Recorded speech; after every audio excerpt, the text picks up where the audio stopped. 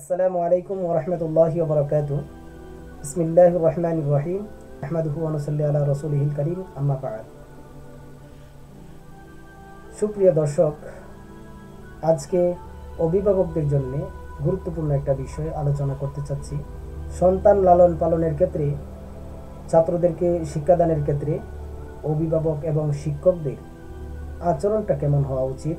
খলিল ইব্রাহিম আলাইহিস সালাতু ওয়াস সালামের পরিবার সম্পর্কে আল্লাহ তাআলা বলেছেন, ওয়াতারাকনা আলাইহি ফিল আখির, তাদের স্মৃতি আমি কিয়ামত পর্যন্ত অক্ষুণ্ণ রাখবো, জাগরুক রাখবো। তার মানে খলিল ইব্রাহিম আলাইহিস সালাতু ওয়াস সালামের প্রতিটা কথা, তার প্রতিটা কাজ, তার আদর্শ আমাদের জন্য আদর্শ। সন্তানের সাথে তিনি কি আচরণ করেছেন, এটা আমাদের জন্য শিক্ষা। প্রতিটা বাবা মায়ের জন্য এটা শিক্ষা। খলিল ইব্রাহিম আলাইহিস সালাম তিনি যখন নিজ সন্তানকে কোরবানি করার বিষয়টা স্বপ্নে দেখলেন, তিনি জানতেন এটা ওয়াহী। চাইলেই তিনি সন্তানের উপর চাপিয়ে দিতে পারতেন, কিন্তু তিনি কি করলেন, যা করলেন সেটাই আমাদের জন্য শিক্ষা। তিনি সন্তানকে মায়ার একটা ডাক দিলেন, ইয়া বুনাইয়া, হে আমার প্রিয় সন্তান। এটা একটা বোঝার বিষয়। সন্তানকে ডাক দেওয়ার ক্ষেত্রে তার মানসিকতার বিশাল একটা প্রভাব সৃষ্টি হয়। ডাকটা আমি কিভাবে দিলাম, মায়া করে ডাক দিলে সে গুরুত্ব দিয়ে শুনবে। খলিল ইব্রাহিম আলাইহিস সালামের শিক্ষা এটা। সূরা সাফফাতের মধ্যে এসেছে, ইয়া বুনাইয়া, হে আমার প্রিয় সন্তান। গুরুত্বপূর্ণ বিষয় আমরা সন্তানের উপর চাপিয়ে দিই, তখন এটার উল্টা রিয়াকশন হয়। বাচ্চারা কথা শুনতে চায় না। খলিল ইব্রাহিম আলাইহিস সালাম তিনি কি করেছেন, ইন্নী আরা ফিল মানাম আন্নী আযবাহুকা ফানজুর মাযা তারা। বাবা, আমি স্বপ্নে দেখেছি তোমাকে জবেহ করছি। ফানজুর মাযা তারা, তোমার কি খেয়াল, তোমার খেয়াল আমি জানতে চাই। হযরত ইসমাঈল আলাইহিস সালাম তিনি কি জবাব দিয়েছেন সেটা পড়ে। কিন্তু পিতা হিসেবে তিনি এরকম একটা গুরুত্বপূর্ণ বিষয়, আল্লাহ তাআলার পক্ষ থেকে আদেশ, নবীদের স্বপ্ন ছিল, এটা ওহী। তিনি চাইলে কোনো পরামর্শ ছাড়া ইসমাঈল আলাইহিস সালামকে তিনি কি করতে পারতেন, ছুরি চালাইতে পারতেন, কিন্তু তিনি পরামর্শ করলেন। এটা একটা আপনার গুরুত্বপূর্ণ বিষয়। সন্তানদের সাথে পরামর্শ করা, তাকে পরামর্শ দেওয়া, বাবা বন্ধু হয়ে যাক, মা বন্ধু হয়ে যাক, তার ভিতরের ক্ষোভগুলো দূর করার জন্য তার সাথে আলোচনা করা, এটা খলিল ইব্রাহিমের সুন্নাহ।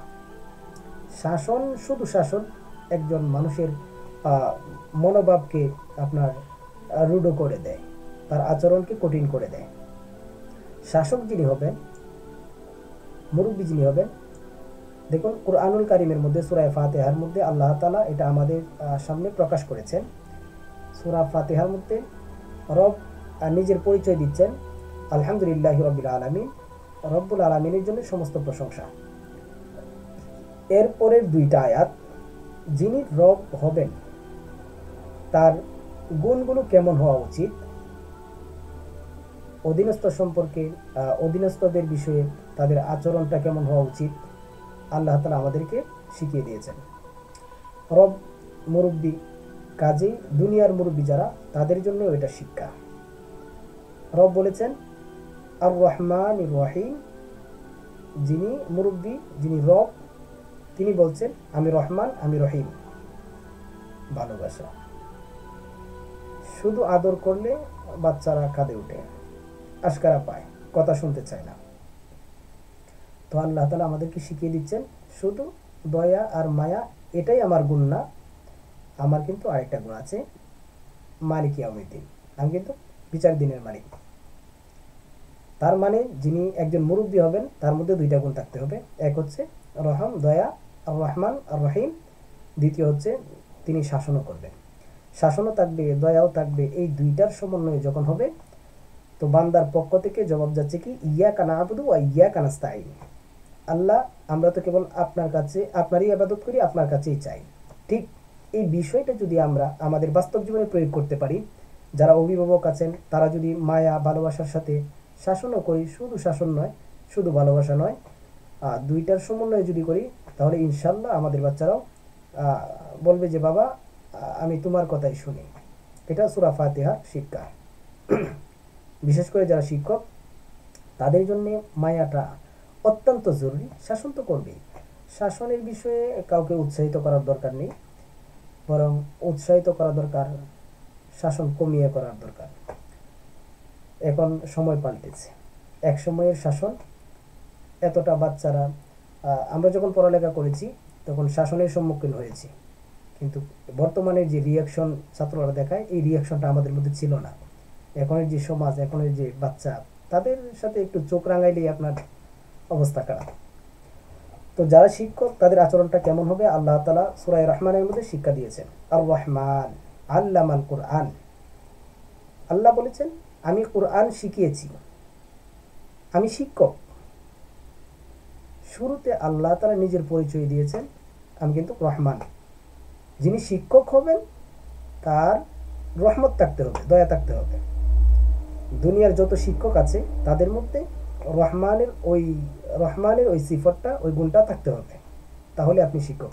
রব নিজেই বলেছেন আমি শিক্ষক কিন্তু আমি রহমান। নিজেকে সর্বপ্রথম রহমান পরিচয় দিয়ে তারপরে তিনি বলছেন যে আল্লাহ তাআলা বলছেন যে আমি কিন্তু শিক্ষক।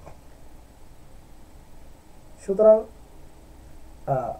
অভিভাবক যারা আছেন এই গুণটা আয়ত্ত করা এবং এটা বাচ্চাদের সাথে, অধীনস্থদের সাথে প্রয়োগ করা, সন্তানের উপর প্রয়োগ করা।